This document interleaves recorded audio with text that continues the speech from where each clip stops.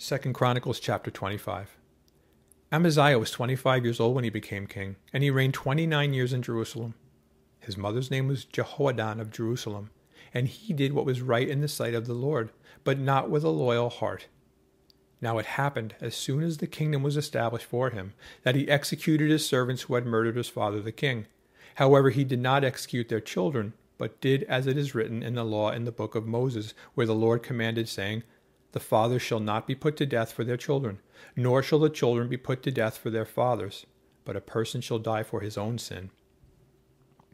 Moreover, Amaziah gathered Judah together, and set over them captains of thousands and captains of hundreds, according to their fathers' houses, throughout all Judah and Benjamin. And he numbered them from 20 years old and above, and found them to be 300,000 choice men, able to go to war, who could handle spear and shield. He also hired 100,000 mighty men of valor from Israel for 100 talents of silver. But a man of God came to him, saying, "O king, do not let the army of Israel go with you, for the Lord is not with Israel, not with any of the children of Ephraim. But if you go, be gone, be strong in battle. Even so God shall make you fall before the enemy, for God has power to help and to overthrow." Then Amaziah said to the man of God, "But what shall we do about the 100 talents which I have given to the troops of Israel?" The man of God answered, "The Lord is able to give you much more than this." So Amaziah discharged the troops that had come to him from Ephraim to go back home. Therefore their anger was greatly aroused against Judah, and they returned home in great anger. Then Amaziah strengthened himself, and leading his people, he went to the valley of Salt, and killed 10,000 of the people of Seir. Also the children of Judah took captive 10,000 alive, brought them to the top of the rock, and cast them down from the top of the rock, so that they were all dashed in pieces. But as for the soldiers of the army which Amaziah had discharged, so that they would not go with him to battle, they raided the cities of Judah from Samaria to Beth-horon, killed 3,000 in them, and took much spoil. Now it was so, after Amaziah came from the slaughter of the Edomites, that he brought the gods of the people of Seir, set them up to be his gods, and bowed down before them, and burnt incense to them. Therefore the anger of the Lord was aroused against Amaziah, and he sent him a prophet, who said to him, "Why have you sought the gods of the people, which could not rescue their own people from your hand?" So it was, as he talked with him, that the king said to him, "Have we made you the king's counselor? Cease. Why should you be killed?"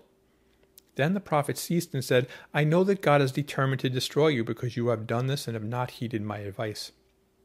Now Amaziah king of Judah asked advice, and sent to Joash the son of Jehoahaz, the son of Jehu, king of Israel, saying, "Come, let us face one another in battle."